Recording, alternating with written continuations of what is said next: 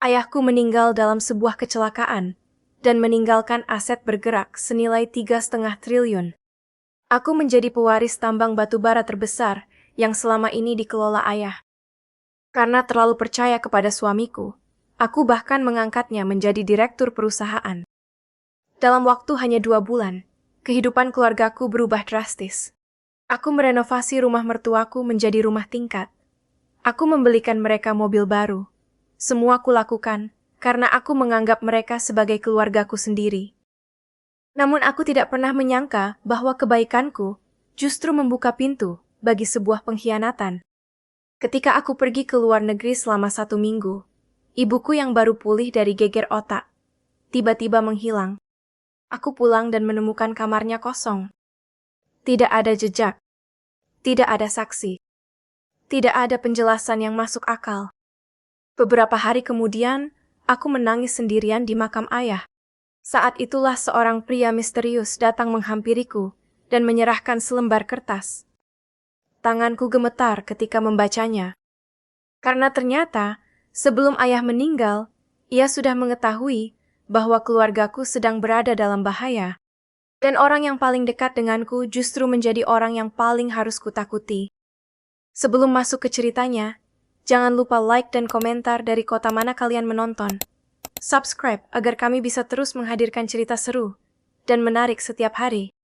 Tonton kisah ini sampai selesai, karena semakin jauh ceritanya berjalan, semakin banyak rahasia yang akan terbongkar.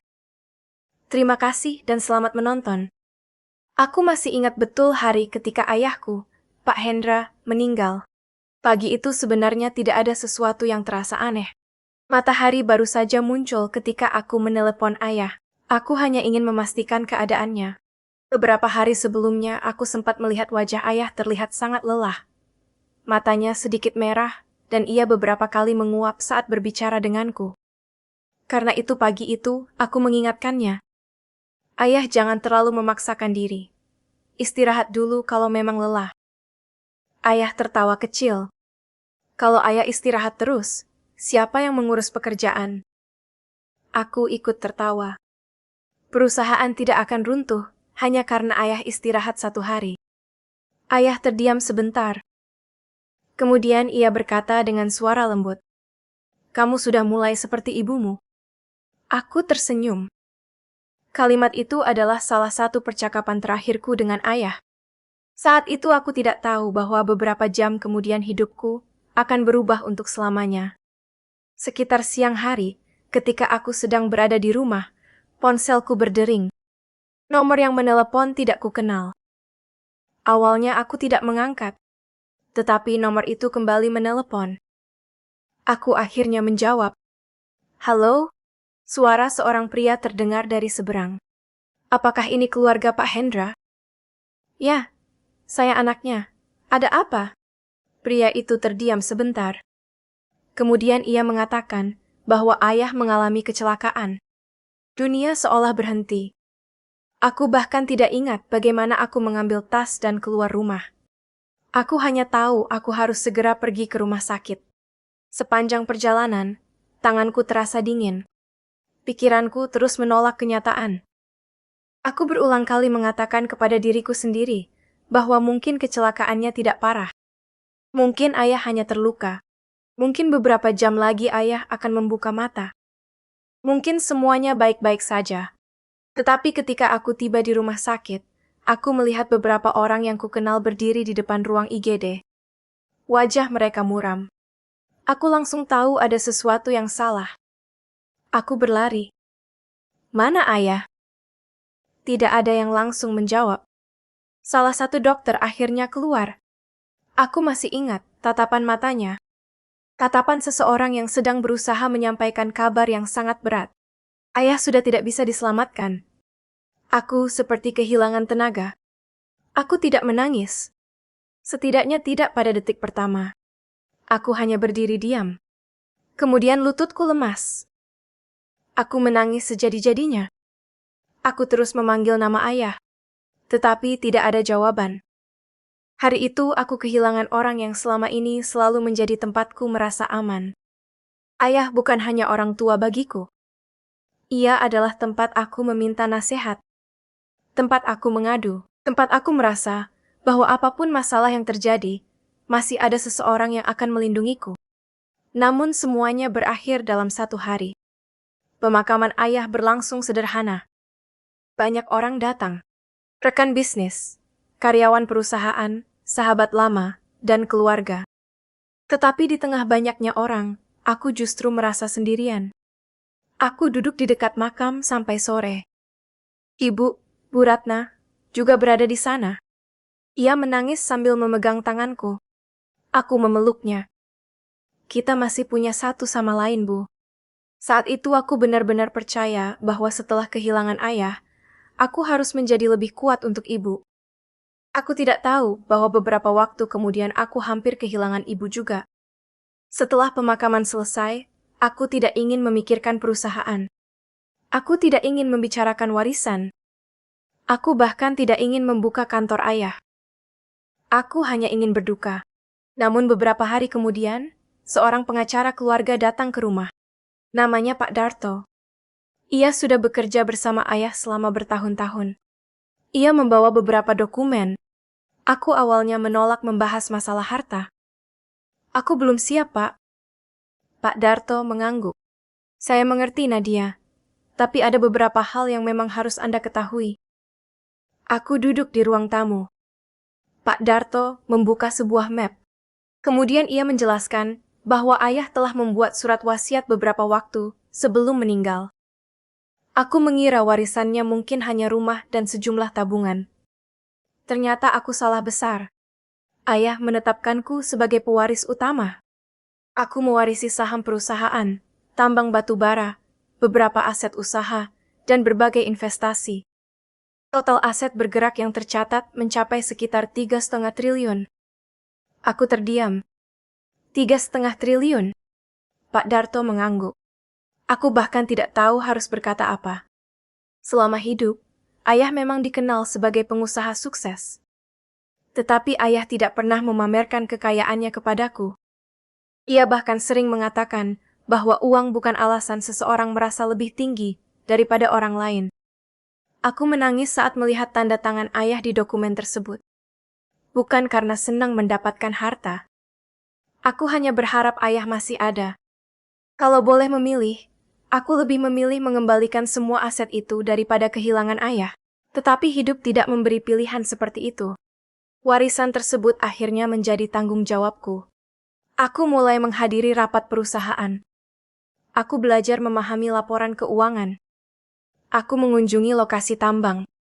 Aku bertemu orang-orang yang selama ini bekerja bersama ayah. Awalnya aku merasa sangat asing. Aku hanya seorang anak yang kehilangan ayah dan tiba-tiba harus mengurus perusahaan bernilai triliunan rupiah. Aku takut membuat kesalahan. Di saat itulah suamiku, Arman, datang memberikan dukungan. Ia memegang tanganku dan mengatakan bahwa aku tidak sendirian. Kalau kamu bingung, aku akan bantu. Aku menatapnya. Memangnya kamu sanggup? Arman tersenyum. Kita suami istri. Kalau bukan aku yang bantu kamu, siapa lagi? Kalimat itu membuatku merasa tenang. Aku mempercayainya. Arman memang selama ini terlihat sebagai suami yang baik. Ia selalu berada di sampingku ketika aku sedih. Ia bahkan ikut menangis saat ayah dimakamkan. Karena itu ketika ia mengatakan bisa membantuku mengurus perusahaan, aku tidak melihat alasan untuk mencurigainya. Aku kemudian mengangkat Arman sebagai direktur. Keputusan itu ternyata menjadi awal dari semua masalah. Hari-hari berikutnya, Arman semakin sibuk. Ia sering pergi ke kantor sejak pagi dan pulang larut malam. Aku menganggapnya sebagai tanda bahwa ia serius menjalankan amanah. Beberapa laporan perusahaan bahkan menunjukkan perkembangan positif. Pendapatan meningkat. Beberapa proyek baru berhasil diselesaikan. Aku semakin yakin telah membuat keputusan yang tepat. Aku juga mulai memperhatikan keluarga Arman. Aku merasa setelah menjadi pewaris, aku tidak boleh hidup sendiri dalam kemewahan sementara keluarga suamiku masih hidup sederhana. Aku merenovasi rumah Bu Yuni. Rumah yang awalnya hanya satu lantai kuubah menjadi rumah tingkat. Aku membelikan perabotan baru. Aku memperbaiki dapur. Aku bahkan membelikan sebuah mobil baru untuk Bu Yuni. Ketika kunci mobil itu kuserahkan, Bu Yuni menangis. Nadia, kamu benar-benar seperti anak sendiri. Aku memeluknya. Aku juga menganggap ibu sebagai ibu sendiri. Saat itu aku tulus. Tidak sedikit pun aku berpikir bahwa suatu hari aku akan menyesal telah memberikan semua itu. Beberapa minggu berlalu. Kemudian kondisi ibu mulai memburuk. Bu Ratna mengalami geger otak. Aku langsung membawanya ke rumah sakit. Saat melihat ibu terbaring lemah, semua kenangan tentang ayah kembali muncul. Aku takut kehilangan ibu. Aku hampir tidak pernah meninggalkan rumah sakit. Aku menyuapinya. Aku membantu mengganti pakaian. Aku duduk di samping ranjang sampai tertidur. Ada malam ketika ibu tiba-tiba membuka mata. Ia menatapku lama. Nadia. Aku langsung menangis. Iya, Bu. Ini Nadia. Ibu tersenyum. Aku menggenggam tangannya. Aku di sini. Perlahan kondisi ibu membaik. Ia mulai bisa berjalan dengan bantuan. Ia mulai mengingat banyak hal. Bahkan ia sudah bisa bercanda denganku. Aku merasa Tuhan masih memberiku kesempatan.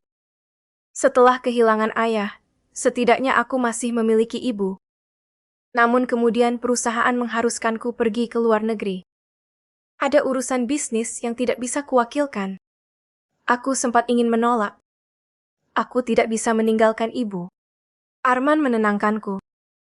Pergilah. Aku akan menjaga ibu. Bu Yuni juga meyakinkanku. Jangan khawatir. Ada ibu di sini.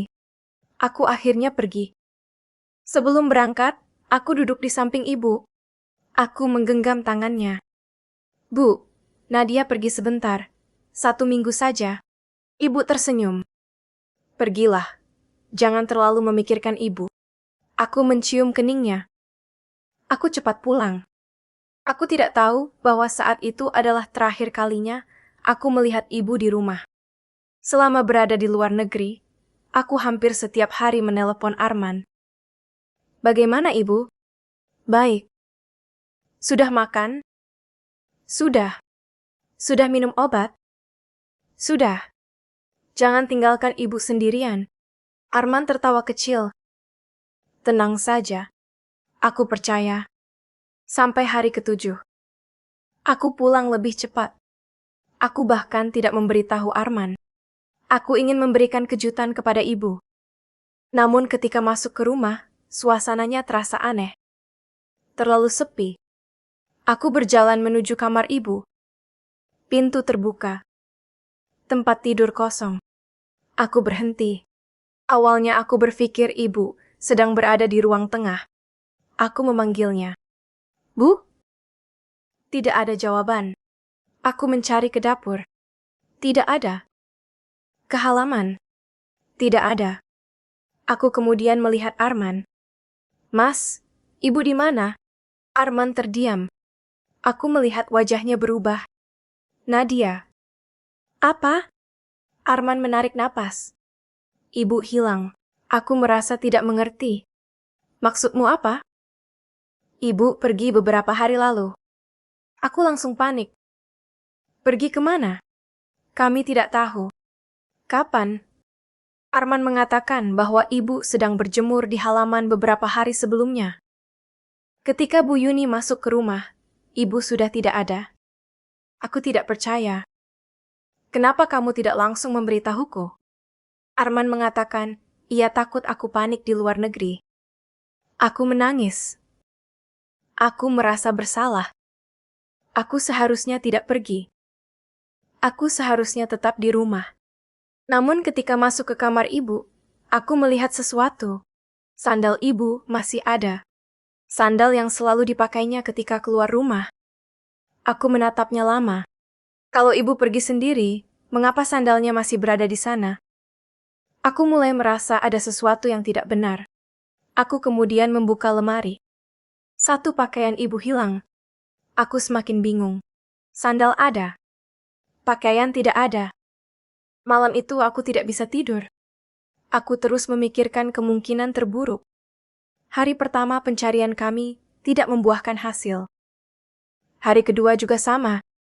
Hari ketiga aku mulai mendatangi tempat-tempat yang mungkin didatangi ibu. Aku bertanya kepada tetangga. Tidak ada yang melihatnya. Aku mendatangi pasar. Tidak ada. Aku bahkan mendatangi tempat-tempat yang biasa dikunjungi ibu. Tetap tidak ada. Hari keempat aku meminta rekaman kamera keamanan. Arman mengatakan kamera rumah sedang rusak. Aku langsung terdiam. Aku ingat betul sebelum pergi kamera tersebut masih berfungsi. Aku tidak langsung menuduh. Aku hanya meminta rekaman kamera tetangga. Seorang tetangga bersedia membantu. Kami menonton rekaman bersama. Pada pukul tertentu, terlihat mobil keluar dari depan rumah. Aku mengenali mobil itu. Mobil Bu Yuni. Aku memperbesar gambar. Di kursi belakang terlihat sebuah tas berwarna biru. Tas ibu. Jantungku berdegup keras. Aku membawa rekaman itu kepada Arman. Mobil ini milik ibu? Arman mengangguk. Mungkin ibu membawanya. Untuk apa? Mungkin untuk mencari ibumu. Jawaban itu terdengar masuk akal. Namun wajah Arman berubah ketika melihat rekaman. Hanya sesaat. Tetapi aku melihatnya. Sejak hari itu, aku mulai memperhatikan suamiku. Aku tidak lagi menceritakan semua yang kulakukan. Aku mulai menyimpan beberapa informasi sendiri. Malamnya aku membuka kembali pesan-pesan dari Arman ketika aku berada di luar negeri. Ada beberapa foto ibu. Aku memperbesar salah satunya. Aku langsung menyadari sesuatu. Latar belakang foto itu bukan rumahku. Kursinya berbeda. Tirai berbeda. Warna dinding juga berbeda. Aku mengenali tempat tersebut. Itu rumah Bu Yuni. Aku merasa dadaku sesak. Kenapa ibu berada di rumah Bu Yuni? Kenapa Arman mengirim foto itu seolah-olah ibu berada di rumah kami? Keesokan paginya, aku pergi ke rumah Bu Yuni.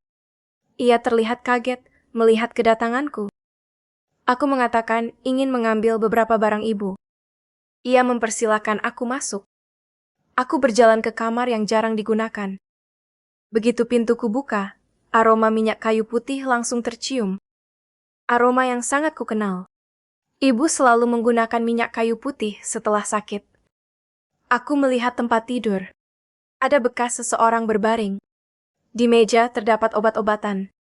Aku mengambil salah satu botol. Nama Bu Ratna tertulis di sana. Tanganku gemetar. Bu Yuni tiba-tiba muncul. Ia langsung mengambil botol itu. Itu obat lama.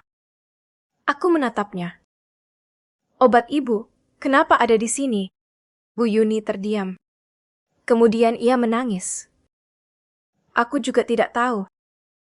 Aku tidak percaya. Namun, aku tidak ingin membuat keributan. Aku berbalik hendak pergi. Saat itulah aku melihat sesuatu di bawah lemari. Sebuah kertas kecil. Aku mengambilnya ketika Bu Yuni membelakangiku. Tulisan di atasnya membuat seluruh tubuhku membeku. Aku mengenali tulisan tangan ibu. Hanya 3 kata. Aku memasukkan kertas itu ke saku. Aku tidak mengatakan apa-apa. Saat pulang, aku mengunci pintu kamar. Aku membaca tulisan itu berkali-kali. Kenapa ibu menulisnya? Apakah ibu tahu sesuatu tentang Arman? Apakah ibu memang dibawa pergi? Atau apakah ibu sengaja meninggalkan pesan karena mengetahui bahwa dirinya dalam bahaya? Aku tidak tahu. Tetapi sejak saat itu aku berhenti mempercayai suamiku sepenuhnya. Malam itu aku membuka lemari dokumen ayah. Aku mencari sesuatu yang bahkan aku sendiri tidak tahu apa. Aku hanya merasa ayah mungkin telah meninggalkan petunjuk. Aku menemukan sebuah map tua. Di bagian depan terdapat tulisan tangan ayah. Untuk Nadia, buka jika orang yang paling kau percaya mulai berbohong. Aku merinding. Aku membuka map itu. Di dalamnya ada sebuah foto, sebuah nomor telepon, dan nama seseorang, Bima. Aku tidak pernah mendengar nama itu. Di bawah nama tersebut terdapat catatan, "Jangan hubungi dari rumah." Aku memandangi tulisan ayah. Kenapa ayah meninggalkan pesan seperti ini? Kenapa ia menyuruhku tidak menghubungi orang tersebut dari rumah? Aku menunggu sampai pagi. Kemudian aku pergi ke sebuah kedai yang jauh dari rumah. Aku menelepon nomor tersebut. Tidak ada jawaban. Aku mencoba lagi. Tetap tidak ada. Beberapa menit kemudian sebuah pesan masuk. "Jangan bicara lewat telepon. Datang ke alamat yang saya kirim." Aku ragu. Namun rasa takut terhadap keadaan ibu membuatku berani. Aku pergi sendirian. Aku tidak memberitahu Arman. Alamat itu membawa aku ke sebuah rumah sederhana di pinggir kota. Seorang pria sekitar 40 tahun membuka pintu. Ia menatapku cukup lama. "Nadia?" Aku mengangguk. "Kamu Bima?" Ia mengangguk. "Ayahmu sudah memintaku menunggumu." Aku langsung terdiam. "Bagaimana kamu mengenal ayah?" Bima mempersilahkanku masuk. Ia mengatakan bahwa beberapa bulan sebelum kecelakaan, ayah mulai curiga terhadap kondisi perusahaan. Ada transaksi yang tidak sesuai. Ada dokumen yang berubah. Ada beberapa orang yang mulai melakukan sesuatu di belakang ayah. Ayahmu merasa ada orang yang ingin mengambil kendali atas aset keluarga. Aku langsung teringat Arman. Bima kemudian mengeluarkan sebuah berkas. Ia menunjukkan beberapa dokumen perusahaan. Aku melihat tanda tanganku. Tetapi aku tidak pernah menandatanganinya. Ini palsu. Bima mengangguk. Itulah yang sedang diselidiki ayahmu. Aku merasa mual. Seseorang telah mempersiapkan pengambilalihan aset, bahkan sebelum aku menyadari apapun.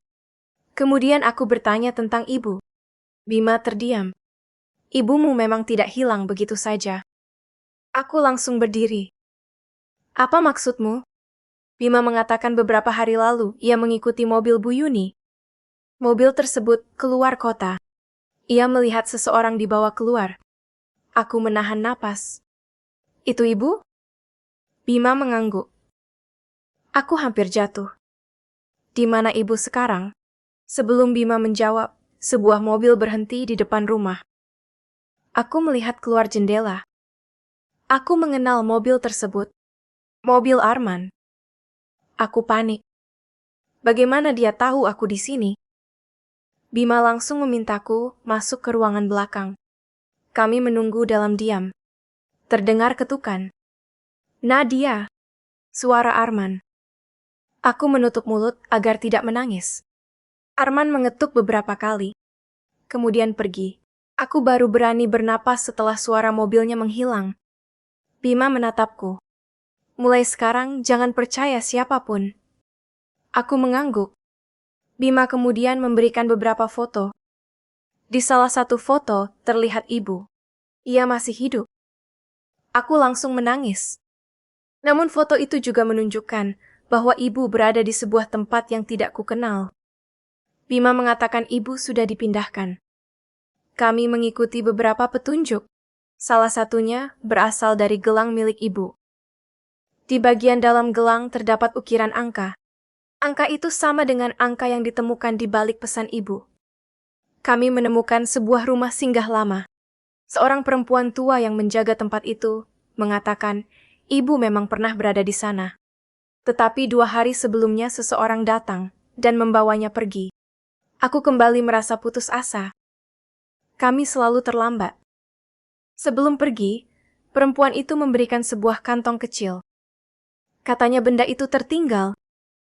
Di dalamnya ada sapu tangan ibu. Aku membukanya.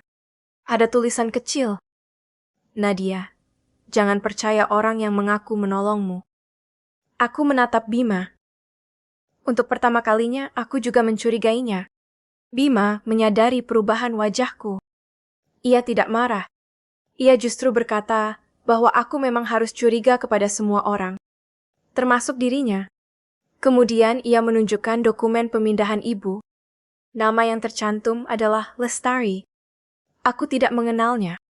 Namun nomor kendaraan pada dokumen tersebut ternyata terhubung dengan sebuah perusahaan yang memiliki hubungan dengan bisnis ayah. Aku semakin bingung. Kenapa perusahaan ayah terlibat dalam pemindahan ibu? Bima kemudian menunjukkan rekaman dari sebuah gudang perusahaan. Di dalam rekaman itu, terlihat Arman sedang berbicara dengan seseorang. Arman menyerahkan sebuah map. Orang yang menerima map tersebut adalah salah satu pengurus lama perusahaan. Namanya Pak Joko. Aku mengenalnya. Ia pernah beberapa kali datang ke rumah ayah. Selama ini aku menganggapnya sebagai orang yang dipercaya ayah. Bima mengatakan kemungkinan Pak Joko membantu memindahkan dokumen perusahaan. Aku mulai mengerti bahwa rencana ini jauh lebih besar daripada sekadar perebutan harta. Ada seseorang yang bekerja dari dalam perusahaan. Ada orang yang memalsukan tanda tanganku. Ada orang yang membawa ibu. Dan ada orang yang mungkin mengetahui rahasia kematian ayah. Kemudian sebuah pesan masuk ke ponselku. Nomor tidak dikenal. Isinya sebuah foto. Aku membukanya. Aku langsung menangis. Itu foto ibu. Ibu masih hidup. Namun di belakangnya terlihat sebuah jam dinding. Aku mengenal jam itu. Jam tersebut berada di kantor lama ayah. Di bawah foto tertulis, "Datang sendiri jika ingin melihat ibumu." Aku tahu itu jebakan. Tetapi aku tidak mungkin mengabaikan ibu. Kami pergi ke kantor lama ayah. Bangunan tersebut sudah lama tidak digunakan. Aku masih ingat masa kecilku. Ayah sering membawaku ke sana. Dulu tempat itu terasa hangat.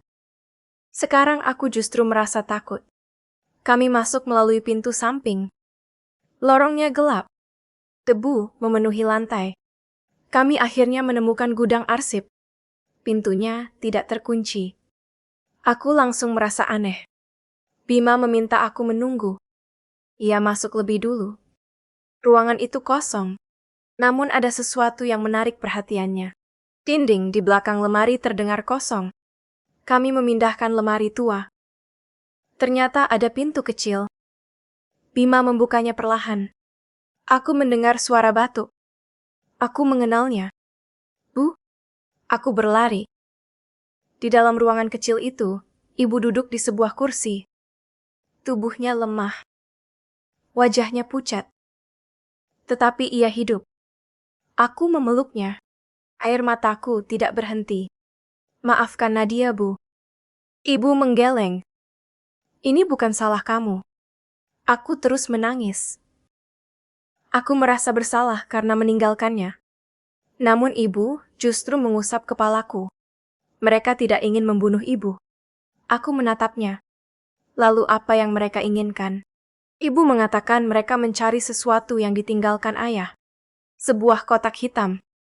Mereka terus bertanya tentang kotak itu. Aku teringat dokumen ayah. Namun aku tidak pernah melihat kotak hitam. Ibu kemudian mengatakan bahwa Arman beberapa kali datang menemuinya. Aku terdiam. Arman datang. Ibu mengangguk. Ia bahkan meminta ibu membujukku menyerahkan dokumen tertentu. Ibu menolak. Karena itu ibu dibawa dari satu tempat ke tempat lain. Aku merasa hancur. Suamiku sendiri telah menggunakan ibuku sebagai alat. Namun sebelum kami pergi, Bima menemukan sebuah kamera kecil. Lampunya masih menyala. Berarti ada orang yang mengawasi kami. Beberapa detik kemudian terdengar langkah kaki. Aku memeluk ibu. Bima berdiri di depan kami. Pintu terbuka. Arman muncul. Aku menatapnya. Wajahnya berbeda. Tidak ada lagi senyum suami yang selama ini ku kenal. Tatapannya dingin. Nadia, kamu seharusnya tidak datang ke sini. Aku menggenggam tangan ibu. Kenapa kamu melakukan semua ini? Arman tidak menjawab. Ia justru mengatakan bahwa semuanya akan lebih mudah jika aku menyerahkan dokumen yang dicari.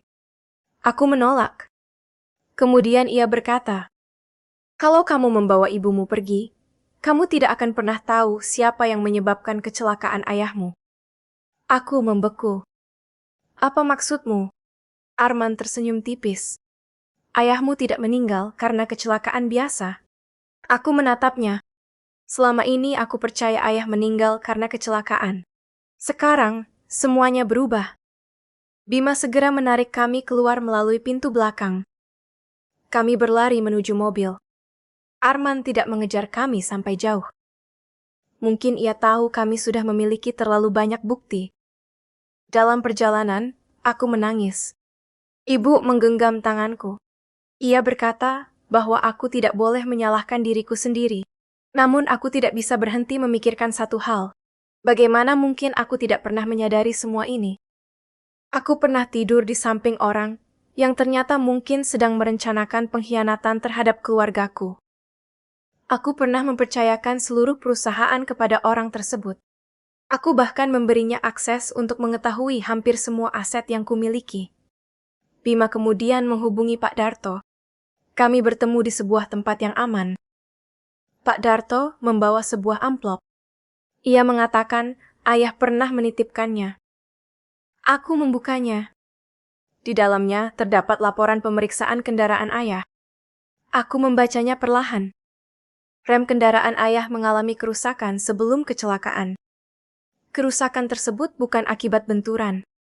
Seseorang telah membuat sistem rem kendaraan itu tidak bekerja sebagaimana mestinya. Aku menutup mulut. Air mataku jatuh. Ayah dibunuh. Pak Darto mengatakan bukti tersebut belum cukup untuk memastikan siapa pelakunya. Namun ada satu transaksi mencurigakan. Beberapa hari sebelum kecelakaan, sejumlah uang besar masuk ke rekening seseorang. Nama penerimanya adalah Arman. Aku merasa seluruh tubuhku dingin. Suamiku, orang yang memelukku ketika aku menangisi kematian ayah. Orang yang berdiri di sampingku saat pemakaman. Orang yang kemudian aku percaya untuk mengurus perusahaan. Namanya tercatat dalam transaksi mencurigakan sebelum ayah meninggal. Bima mengingatkanku, jangan mengambil kesimpulan sebelum semuanya terbukti. Aku mengangguk. Aku tidak ingin menjadi seperti mereka. Aku ingin kebenaran. Pak Darto kemudian mengatakan masih ada satu hal. Ayah meninggalkan sebuah rekaman suara. Rekaman itu hanya boleh diberikan kepadaku. Tanganku gemetar ketika menekan tombol. Suara ayah terdengar. Jika kamu mendengar rekaman ini, berarti ayah sudah tidak ada. Aku langsung menangis. Suara ayah terdengar tenang. Tetapi aku bisa merasakan ketakutan di balik kata-katanya. Ia mengatakan agar aku tidak membalas siapapun. Aku hanya perlu menyelamatkan ibu. Kemudian ayah menyebut nama Arman. Aku membeku. Jika Arman mulai mencari dokumen tertentu, jangan pernah berikan kepadanya. Aku menangis semakin keras. Ayah sudah memperingatkanku. Tetapi aku mendengarnya terlambat. Setelah rekaman selesai, ponselku berbunyi. Pesan dari Arman. Sebuah foto makam ayah. Di bawahnya tertulis, "Kita belum selesai, Nadia." Aku menatap pesan itu lama. Anehnya, kali ini aku tidak takut. Aku justru merasa tenang. Karena sekarang aku tahu bahwa permainan ini harus berakhir. Aku membuka kembali semua dokumen warisan. Aku memeriksanya satu persatu. Saham, aset, tanah, rekening, perusahaan. Kemudian aku menemukan sebuah lembar yang sebelumnya tidak pernah kuperhatikan. Kertas itu lebih tebal. Ada tanda kecil di sudutnya. Bima langsung mengenali tanda tersebut. Ayah biasa menggunakan tanda itu untuk dokumen yang sangat penting. Aku membalik kertas itu. Di sana terdapat daftar transaksi beberapa minggu sebelum ayah meninggal. Jumlahnya sangat besar. Uang keluar dari perusahaan dan masuk ke sebuah perusahaan asing. Aku memeriksa nama pemilik perusahaan tersebut. Ada hubungan dengan bisnis keluarga Bu Yuni. Aku mulai memahami semuanya. Uang perusahaan telah dipindahkan secara diam-diam. Kemudian aku menemukan sesuatu yang lebih mengejutkan. Beberapa dokumen menggunakan tanda tanganku. Aku tahu pasti itu bukan tanda tanganku. Artinya seseorang telah memalsukan persetujuanku jauh sebelum ayah meninggal. Mereka sudah menyiapkan rencana. Mereka hanya menunggu saat yang tepat. Aku kemudian membuat beberapa salinan seluruh bukti. Satu disimpan bersama Pak Darto. Satu diberikan kepada pihak yang dapat dipercaya. Satu tetap bersamaku. Aku tidak ingin mengambil risiko. Setelah semuanya siap, aku membuat keputusan. Aku akan kembali ke rumah. Bukan untuk berdamai. Bukan untuk meminta penjelasan. Aku ingin mengakhiri semuanya. Aku masuk ke rumah sendirian. Arman dan Bu Yuni sudah menunggu. Bu Yuni bahkan menangis. Nadia, kita semua juga menderita. Aku hanya diam. Aku sudah terlalu lelah mendengar kebohongan. Arman mendekat. Ia mengatakan semua masalah bisa diselesaikan. Asalkan kamu mau bekerja sama. Aku bertanya. Bekerja sama bagaimana? Ia meminta beberapa dokumen perusahaan. Sebagai gantinya, ia mengatakan ibu akan aman. Aku menatapnya. Jadi selama ini ibu adalah alat tawar bagimu? Arman terdiam. Aku kemudian meletakkan sebuah map di atas meja. Wajahnya langsung berubah. Aku mengatakan bahwa aku tahu tentang transaksi perusahaan. Aku tahu dokumen palsu. Aku tahu ibu dibawa ke rumah Bu Yuni. Aku tahu Arman datang ke kantor lama ayah. Aku tahu ada transaksi mencurigakan sebelum ayah mengalami kecelakaan. Aku juga tahu tentang rekaman yang ditinggalkan ayah. Bu Yuni mulai menangis. Ia mencoba mengatakan bahwa ia hanya mengikuti perintah. Aku menatapnya. Perintah siapa? Ia tidak menjawab. Arman mulai kehilangan ketenangannya. Ia mengatakan semua bukti itu tidak membuktikan bahwa dirinya menyebabkan kecelakaan ayah. Aku menjawab tenang. Aku tidak pernah mengatakan kamu pelakunya. Aku menarik napas. Aku hanya mengatakan semuanya akan diperiksa. Saat itulah pintu rumah terbuka. Bima masuk bersama beberapa orang yang sudah menunggu di luar. Arman langsung terdiam. Semua bukti diserahkan untuk penyelidikan. Satu demi satu rahasia mulai terbuka. Transaksi ilegal ditemukan. Dokumen palsu ditemukan. Riwayat perjalanan diperiksa. Komunikasi Arman dengan beberapa pihak diperiksa. Bu Yuni akhirnya mengakui bahwa ia mengetahui rencana membawa ibu. Namun mengenai kecelakaan ayah, penyelidikan masih membutuhkan bukti lebih kuat. Aku tidak ingin menuduh tanpa kepastian. Aku hanya ingin kebenaran. Beberapa hari kemudian, hidupku berubah lagi. Aku memutuskan bercerai dari Arman. Tidak ada lagi alasan mempertahankan pernikahan yang sudah kehilangan kepercayaan. Aku juga mencopot Arman dari jabatan direktur. Untuk sementara, aku meminta Bima membantu menjalankan perusahaan dengan pengawasan ketat. Aku tidak ingin perusahaan ayah kembali menjadi sasaran. Aku juga tidak mengambil kembali rumah yang pernah kuberikan kepada keluarga Arman. Mobil yang kubelikan untuk Bu Yuni juga kubiarkan. Bukan karena aku masih menyayangi mereka, tetapi karena aku ingin menutup semuanya tanpa membawa kebencian. Aku tidak ingin menghabiskan sisa hidupku dengan memikirkan mereka. Yang paling penting bagiku adalah ibu. Setelah semuanya selesai, aku pulang bersama Bu Ratna. Kami duduk di teras rumah. Untuk pertama kalinya setelah berbulan-bulan, suasana terasa damai. Ibu menatapku. Kamu sudah berubah. Aku tersenyum. Berubah bagaimana? Kamu sekarang lebih kuat. Aku menggenggam tangannya. Karena ibu masih di sini. Ibu menangis. Aku memeluknya. Saat itu aku sadar bahwa kekayaan tidak bisa menggantikan orang yang kita cintai. 3,5 triliun tidak mampu mengembalikan ayah. Mobil mewah tidak mampu menghapus rasa takut. Rumah besar tidak mampu memberikan ketenangan. Yang benar-benar membuatku bahagia adalah melihat ibu duduk di sampingku. Hari-hari berikutnya kami menjalani kehidupan yang lebih sederhana. Aku tetap mengurus perusahaan, tetapi aku tidak lagi membiarkan urusan bisnis mengambil seluruh hidupku. Aku lebih sering menghabiskan waktu bersama ibu. Kami sarapan bersama, berjalan pagi, bercerita tentang masa lalu. Kadang ibu membicarakan ayah. Aku selalu tersenyum ketika mendengarnya. Suatu malam, Aku duduk sendirian di kamar. Foto ayah berada di atas meja. Aku menatapnya cukup lama. Ayah, semuanya sudah selesai. Aku mematikan lampu. Aku tidur. Entah berapa lama aku terlelap. Tiba-tiba aku merasa berada di sebuah tempat yang sangat tenang. Tidak ada suara kendaraan. Tidak ada suara orang. Hanya cahaya lembut. Aku berjalan perlahan. Di kejauhan aku melihat seseorang berdiri. Aku langsung mengenalinya. Ayah. Aku berhenti. Air mataku langsung mengalir. Ayah terlihat jauh lebih muda. Wajahnya cerah. Tidak ada rasa sakit. Tidak ada kelelahan. Aku ingin berlari memeluknya. Namun kakiku seperti tidak bisa bergerak. Ayah berjalan mendekat. Aku menangis. Ayah, aku mengatakan bahwa aku sudah berusaha menjaga ibu. Aku mengatakan bahwa aku takut membuat keputusan yang salah. Ayah hanya tersenyum. Ia mengangkat tangannya. Tangannya menyentuh kepalaku. Sama seperti ketika aku masih kecil.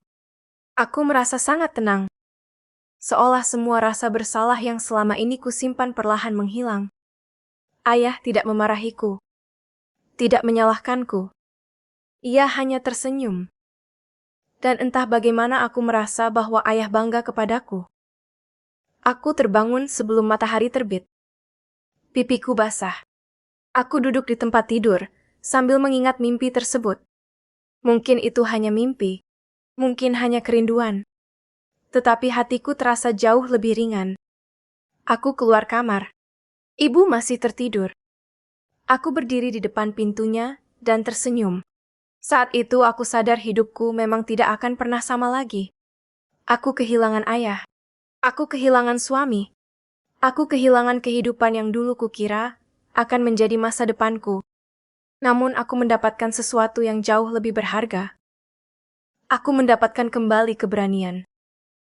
Aku mendapatkan kembali ibuku. Dan aku belajar bahwa kepercayaan tidak boleh diberikan hanya karena seseorang menyebut dirinya keluarga. Aku belajar bahwa kekayaan juga tidak menjamin seseorang akan tulus mencintai kita. Bahkan orang yang tidur di samping kita setiap malam bisa menyimpan rahasia yang tidak pernah kita bayangkan. Tetapi aku juga belajar bahwa pengkhianatan tidak harus membuat kita menjadi jahat. Aku bisa membalas mereka. Aku bisa mengambil kembali rumah dan mobil yang pernah kuberikan. Aku bisa menggunakan kekayaanku untuk menghancurkan kehidupan mereka. Tetapi aku memilih tidak melakukannya. Aku hanya ingin hidup tenang. Perusahaan tetap berjalan. Amanah ayah tetap kujaga. Ibu berada di sampingku. Dan setiap kali aku merindukan ayah, aku melihat langit. Aku tersenyum. Karena sekarang aku percaya bahwa ayah memang sudah tidak bisa berjalan di sampingku. Tetapi cinta, nasihat, dan keberanian yang ia tinggalkan akan selalu menjadi bagian dari hidupku. Banyak orang mungkin akan melihat warisan ayah sebagai angka yang luar biasa besar. 3,5 triliun. Tambang batu bara. Perusahaan. Rumah. Mobil. Saham. Tetapi bagiku, semua itu bukanlah warisan terbesar. Warisan terbesar ayah adalah pesan yang ia tinggalkan. Jangan takut berdiri sendiri. Jangan menyerahkan hidupmu kepada orang yang tidak bisa dipercaya. Dan jangan pernah kehilangan dirimu sendiri hanya karena seseorang telah menyakitimu. Aku menggenggam tangan ibu pagi itu. Kami berjalan bersama menuju halaman. Matahari perlahan muncul. Cahaya pagi menyentuh wajah ibu. Aku menatapnya dan tersenyum. Untuk pertama kalinya setelah sekian lama, aku merasa benar-benar pulang. Bukan ke rumah, tetapi kepada kehidupan yang sebenarnya. Kehidupan tanpa kebohongan, tanpa ketakutan, tanpa orang-orang yang hanya mencintai apa yang kumiliki. Dan saat itulah aku benar-benar memahami arti warisan ayah. Bukan 3,5 triliun, bukan tambang, bukan perusahaan, melainkan keberanian untuk menjaga orang yang kita cintai dan tetap menjadi manusia baik, meskipun pernah dikhianati oleh orang yang paling kita percaya. Aku menatap langit sekali lagi. Ayah, terima kasih. Lalu aku menggenggam tangan ibu lebih erat. Dan kami melangkah bersama menuju hidup baru.